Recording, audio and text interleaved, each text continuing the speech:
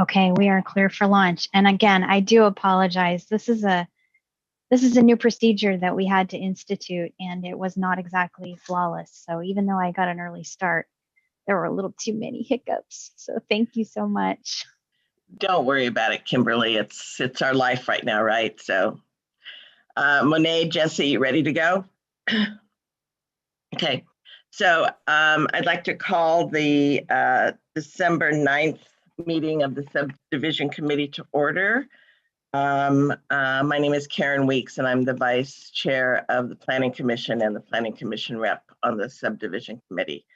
Monet, do you want to kick it off, or Jesse, which one wants to kick it off and talk a little bit about why we're here today?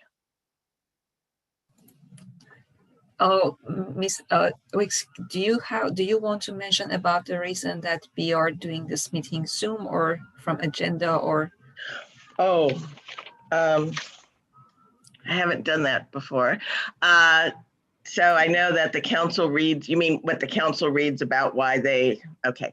So we are here via Zoom today because of the health orders of the state of California and the county of Sonoma due to the pandemic. And we are not able to meet in person, but we are here via Zoom, and you have the ability to ask questions either by joining us on Zoom and raising your hand via Zoom or by dialing in. Okay.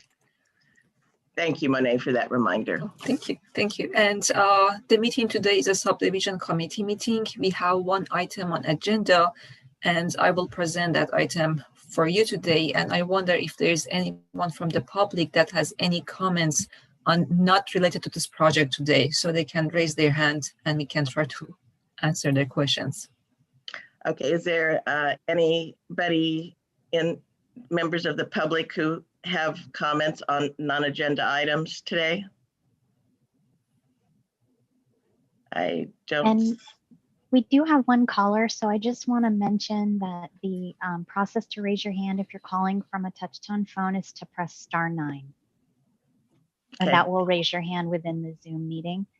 Everyone else, there's a little, there should be a little icon on your screen right, where you can use to raise your hand.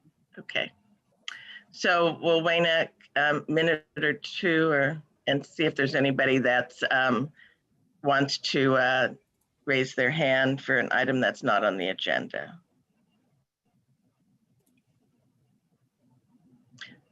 So.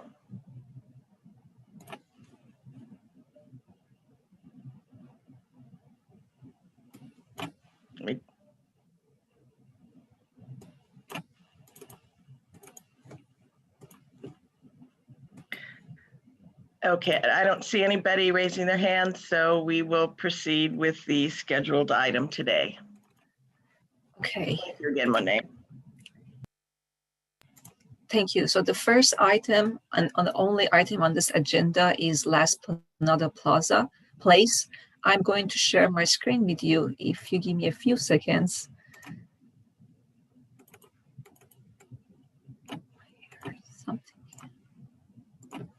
Okay, there you go.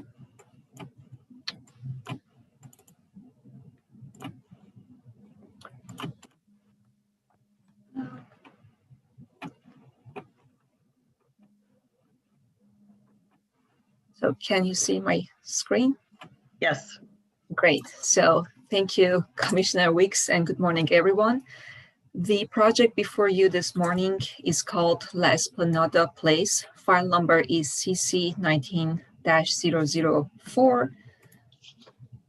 The parcel map waiver process is to transfer 0.16 acres of land between common areas of two properties by adjusting the boundary line.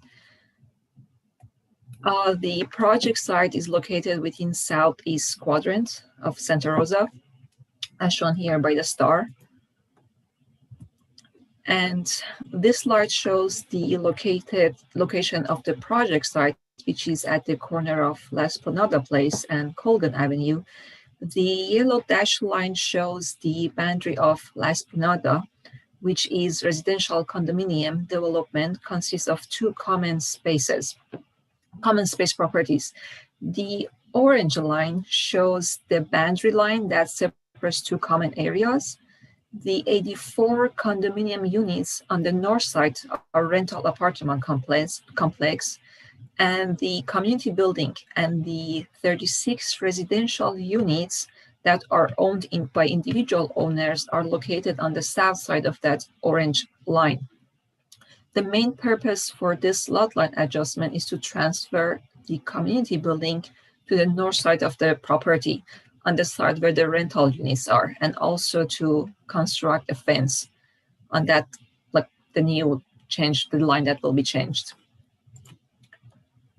The general plan for this property is medium density residential, and zone is PD, plan development.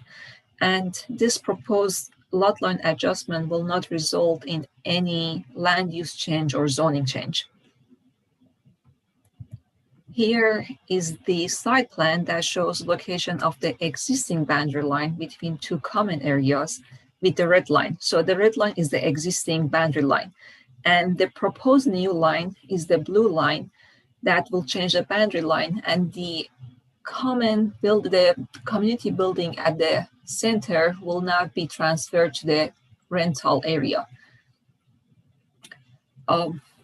I only have received, I'm going to tell you about any comments or concerns I have received from neighbor. I only received one call and one email about project descriptions. They wanted to know what is happening with this project, and I had to provide them information.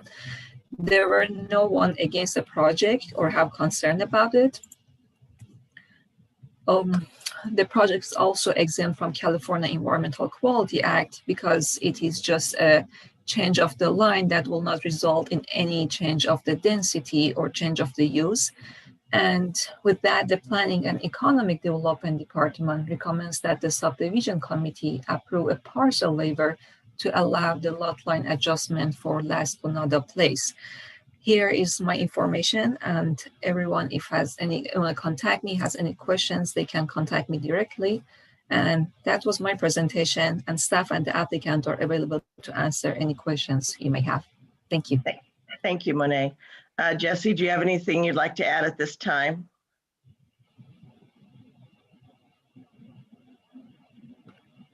Sorry about that.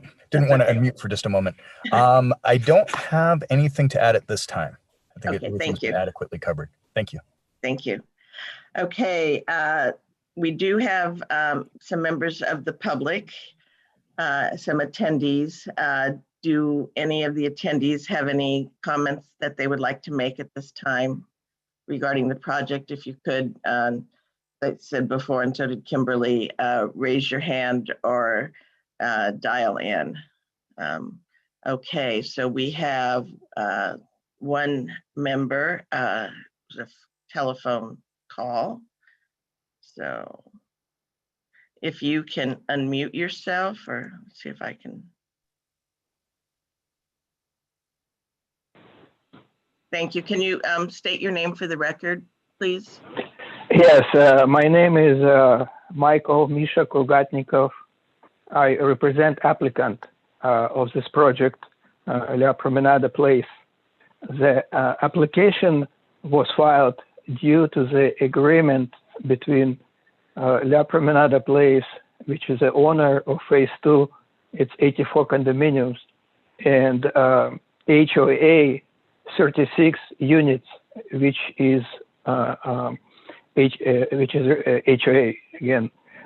So both parties signed agreement to move property line because of the different nature of these two communities. Our community is rental houses, and the other community is individual owners. And the idea of separation was proposed by HOA at the settlement conference that we had about 3.5 years ago, and we supported. So in fact, we already use this community building for more than 3 years. We're paying all the utilities, all the repairs, expenses, so it's alarm. So from that standpoint, the change in the property line is a formality, and we believe it's in the best interests of both parties, and HOA who signed agreement, and La Promenada Villas who also signed agreement and the only way to separate these two communities is to adjust the lot line. Otherwise, it technically would not be possible. So we agreed to pay to HOA for this transfer substantial sum of amount, and we already paid that.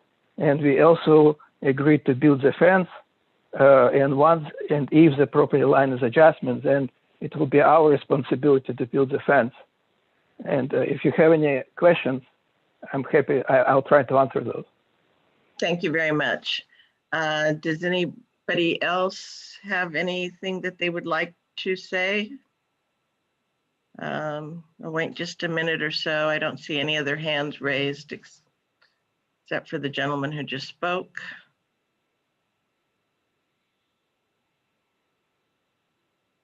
Okay, I guess, as I said, I don't see any other hands raised, so we'll bring it back to the committee. So I don't have any questions. I think it's pretty self-explanatory. Staff did a good job in outlining why this is required or why this is being requested. So I think we'll go ahead, unless Monet and Jesse have any other comments, we can go ahead and vote. Okay, so we'll start with you, Jesse. Good morning, everyone. I vote in favor of this project. Thank you. Monet? Aye, yes. Okay, and I vote aye. Okay, so that is it for this meeting of the Subdivision Committee for 2020. So, Okay, thank you. Thank you all very much for attending, and we'll see you next year. Thank you. Thank you. Have a great All right, day. thanks, everybody.